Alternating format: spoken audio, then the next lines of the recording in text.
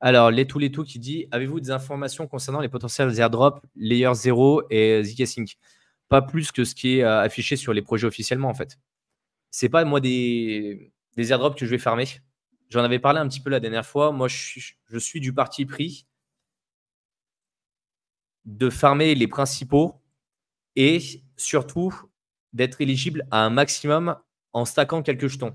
C'est-à-dire qu'aujourd'hui, vous allez stacker quelques jetons sur l'écosystème de Cosmos avec, par exemple, de l'Atom, de l'Osmo, du TIA, de l'Injective et du DIM. Bah, globalement, vous allez avoir beaucoup plus de chances d'être éligible à tout un tas de projets. Après, aller me taper 50 sous-projets, aller tester des testnets en permanence pour récupérer 10 $, ça ne m'intéresse pas. Je vais vous prendre le cas exact du dernier que j'ai chopé. Je ne l'ai pas chopé en l'ayant farmé. C'était celui de ZK, du ZK Bridge.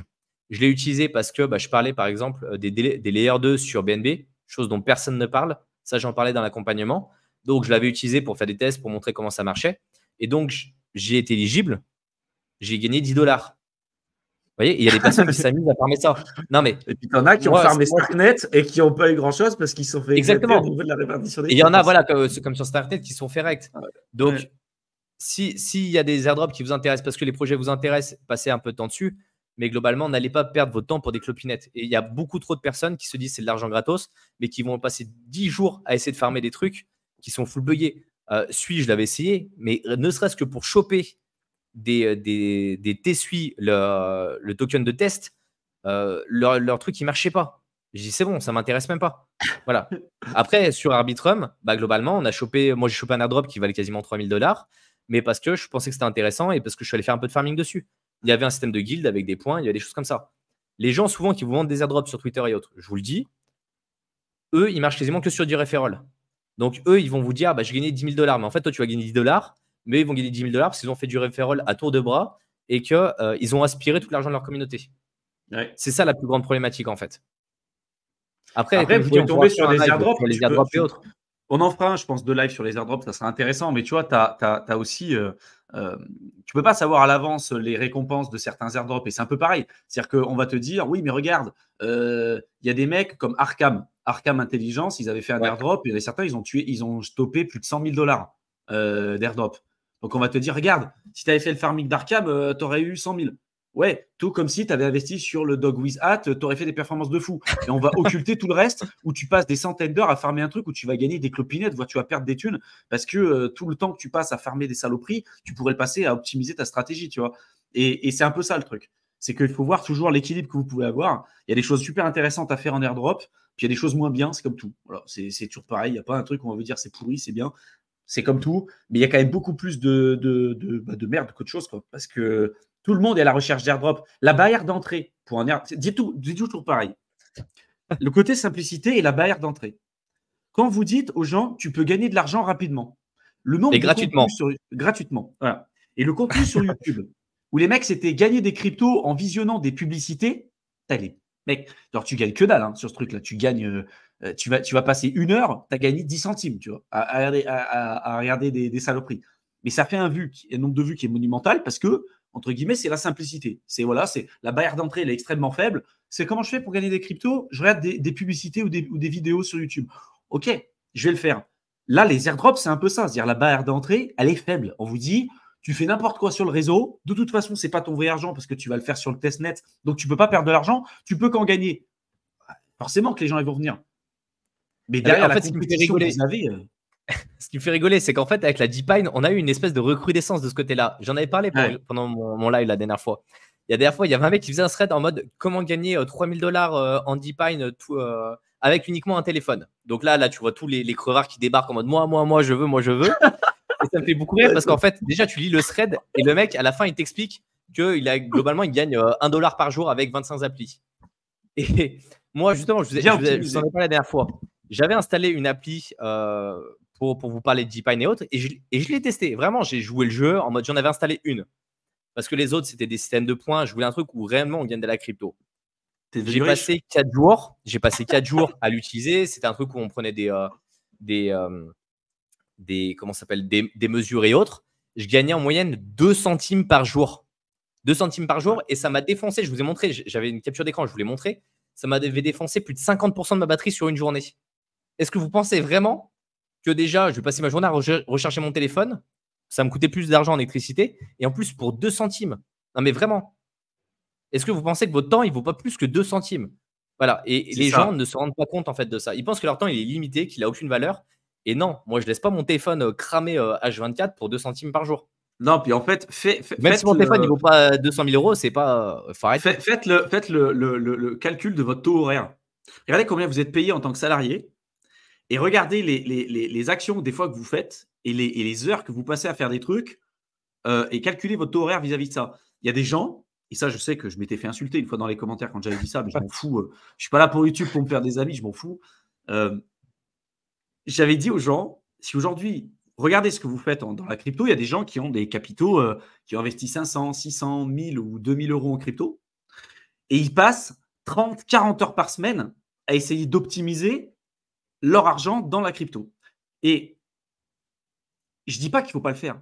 Je ne dis pas qu'il ne faut pas vous former à la crypto. Je ne dis pas qu'il ne faut pas essayer de comprendre comment ça marche et tout. Mais calculez votre taux horaire. Est-ce que le temps, les 30 ou les 40 heures que vous passez à essayer d'optimiser vos 300, 400 ou 1000 euros en crypto, si vous utilisiez ce temps-là pour apprendre des réelles compétences transversales, pour augmenter vos niveaux de revenus et pour après augmenter votre bac, est-ce que vous n'auriez pas un meilleur compte et des meilleurs retours sur investissement? Moi, je suis convaincu que oui. Et c'est ça, en fait, le problème. C'est quand on dit aux gens, bah, au final, ce que tu fais là avec tes 1000 euros ou tes 2000 euros, entre guillemets, ça ne sert à rien, même si ce n'est pas que ça ne sert à rien. Encore une fois, je pense que vous pouvez apprendre des réelles compétences, mais ce n'est pas comme ça que tu vas devenir riche. Bah, en fait, tu te fais éclater parce qu'en fait, tu brises le rêve de beaucoup de personnes. Et ça, le nombre de vues en pâtit aussi. Hein, parce que vous ne pouvez pas savoir si on changeait notre discours. Hein, et si on disait aux gens, franchement, transformer un petit capital en un gros capital, machin, sachant que c'est aussi la réalité de la crypto. Hein. Tu peux faire des multiples que tu peux faire des multiples que tu peux pas forcément avoir ailleurs. Mais il y a toujours un équilibre, tu vois. Et les gens qui vont passer énormément de temps, faites le calcul pour vous. Regardez le temps que vous passez dans la crypto par rapport à votre portefeuille depuis le nombre d'années où vous êtes en crypto. Essayez d'estimer le nombre d'heures et votre taux horaire. Regardez. Azura, justement, l'explication de c'est une passion. Et aujourd'hui, je pense que les personnes qui farment des airdrops, pas les personnes vraiment qui créent du contenu dessus, qui essaient de se renseigner, parce que pareil, je vois qu'il y en a qui le font sérieusement. 90% des gens qui font ça, c'est pas une passion. Ils cherchent juste de l'argent rapide et simple. Et c'est pour ça, c'est là la problématique. Si c'est une passion, réellement, tu vas chercher à apprendre, tu vas chercher à comprendre comment ça fonctionne, tu vas chercher à aller beaucoup plus loin. Développer des compétences. À développer des compétences. Et là, ce taux horaire, il aura un intérêt parce qu'en fait, c'est une forme d'investissement en toi. La personne qui va prendre du temps pour suivre une formation, qui va aller comprendre comment ça fonctionne et autres, peut-être qu'elle aura un taux horaire au début qui va être très faible, mais en fait, sur le long terme, il va exploser son taux horaire. Ouais. Et le problème, c'est que la plupart des personnes, ils restent sur le fait d'aller chercher de l'argent un peu simplement et rapidement et surtout ne jamais se former. Ce n'est pas une passion. C'est juste des mecs qui sont hyper greedy, en fait. C'est tout. Il y a un moment, il faut être réaliste avec ça. Ah, bah, tiens, regarde. Bah, c'est exactement ce que dit Eric Ape. La passion serait vite éclipsée s'il n'y avait pas d'intérêt pécunier. C'est exactement ça. Les seuls qui restent après les années, comme nous, là, on le fait depuis 2018, où on fait des vidéos. Ça va faire bientôt 6 ans, dans quelques mois. On est là parce que ça nous passionne. Bien sûr qu'il y a un intérêt pécunier derrière. Mais demain, même s'il n'y avait plus d'intérêt pécunier, c'est un domaine, moi, qui continue à me passionner parce que j'adore la tech, parce que j'adore cette évolution, en fait. Et dans les bear markets, on voit ceux qui sont beaucoup plus intéressés par la tech et qui aiment réellement le secteur que ceux qui sont là pour la partie argent. Mais après, on est tous aussi pour la partie argent. Je pense qu'il ne faut pas se mentir non plus. Tu vois, non, il ne faut pas se mentir. C'est ça. Mais tout le monde est là pour justement en bear market où tu vois la différence. C'est là où tu vois le delta. Voilà. Tu vois, entre guillemets, les vrais, ceux qui ont été forgés par le feu. Parce que si en bear market, ceux qui restent en général, faut être solide. Hein. En général, les gens ils partent en bear market. Tu les vois, ils disparaissent. La plupart des chaînes YouTube disparaissent. Où les mecs se mettent d'un coup, comme par hasard, à traiter d'un autre sujet. Oh bah dis donc, la crypto n'est plus prometteur. On va pouvoir aller sur la vente de fleurs maintenant. Ouais, c'est ça. C'est vrai que c'était avant ça. Il y avait Univers qui disait aussi le fait de farmer tout et n'importe quoi, ça nous expose à des risques de scam, d'où aussi l'intérêt d'avoir une bonne gestion au niveau de vos clés privées, d'actifs, etc., etc. Et apprendre à utiliser aussi le multi-compte. C'est-à-dire que si vous avez fait du farming, par exemple, vous avez votre compte MetaMask qui est bien évidemment lié à votre Ledger, vous allez protéger correctement votre argent, vous allez créditer un compte pour de la DeFi, mais par exemple un premier compte où vous allez mettre une partie peut-être importante et significative de vos stratégies de farming ou de vos revenus passifs, entre guillemets, en crypto, vous allez le mettre sur le compte numéro 1 avec des plateformes qui sont auditées, des plateformes qui sont connues comme Aave, Compound, Uniswap, voilà, des plateformes comme ça. Ça ne veut pas dire qu'il n'y a pas de risque, mais ça veut dire que globalement, c'est quand même des plateformes qui sont là depuis un certain temps. Et puis après, si vous voulez aller faire du farming d'airdrop ou aller sur des plateformes beaucoup plus spéculatives, justement, comme ça. Pourquoi pas créer un autre compte. L'appli, elle s'appelle Free Airdrop. Voilà, c'est cadeau. Je suis là, bonjour. Imaginez quelqu'un qui vient dans la rue qui lui dit bonjour, je vous donne 10 euros. Non mais sérieusement, les gars. Ouais, déjà, le nom même écrit, c'est écrit scam. Il devrait juste mettre scam, c'est par ici, venez. Ouais. Et en gros, c'est ça. C'est créer éventuellement après un sous-compte.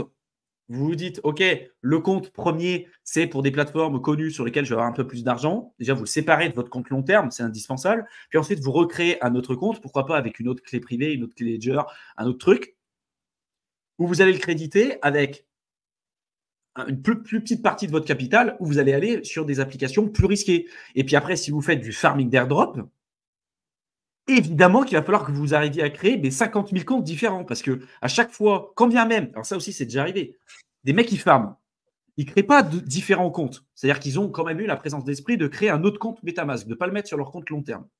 Ils vont farmer tout un tas d'airdrops, mais sur la même adresse. Ils vont farmer. La probabilité qu'ils reçoivent un airdrop augmente parce qu'ils vont faire plein de trucs. Et quand bien même, à un moment donné, ils tomberaient sur un airdrop qui serait intéressant, vu qu'ils ont farmé tout et n'importe quoi, et qu'ils n'ont peut-être pas révoqué les contrats, au moment où ils reçoivent l'airdrop, ils se font siphonner. Donc au final, c'est pas peut-être. Ouais. C'est pas peut-être, c'est sûr en fait qu'ils ne révoquent pas les contrats, parce que justement, tu utilises tout n'importe quoi dans les airdrops. Et moi, ce qui me fait beaucoup rigoler, là, c'est tous ceux qui vendent des choses pour avoir 150 adresses pour farmer les airdrops. Aujourd'hui, il y a des softs qui se sont spécialisés justement dans l'analyse et qui sont en train de toper tous les comptes sur les airdrops en mode bienvenue les bots, allez, vous dégagez tous. Le nombre de bots qu'il y a aussi, c'est un truc de fou. Ça, c'est hallucinant, ouais.